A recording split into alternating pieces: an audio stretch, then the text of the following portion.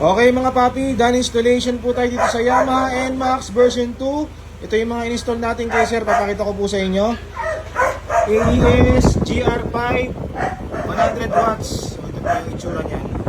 Ang gamit natin bracket dito, syempre RM LED brackets. Napakatibay po niyan. RM LED brackets natin, 2 years warranty ang heavy duty.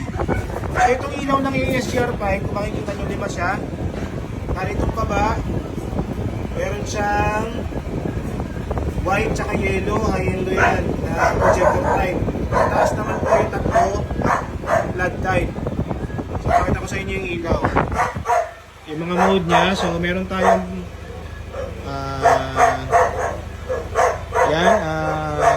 projector type na white, tapos combination, projector type na yellow, and then combination. Ayan, 100 watts yan. So, ganito yung ilaw. Napakaliwanag nun sa gabi. Ayan. All white. Ayan. Tapos, meron siyang mga blinker modes. So, blinker. Ayan. Okay, so may built-in harness na po ito, saka switch. So, ito po yung switch niya. Tapos naglagay naman tayo ng passing switch, additional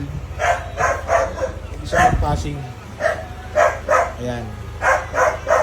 Okay. Then nagpa-install din si sir ng busina, PIA auto style horn. So dual horn setup. Yung horn selector switch natin dito, halo switch. So yan po siya. Yung nakapatay, tap, switch. Ayan. So sumasabay na rin dito sa GR5 yung busina. Ayan.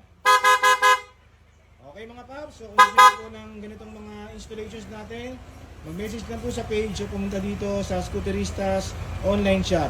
Maraming salamat po.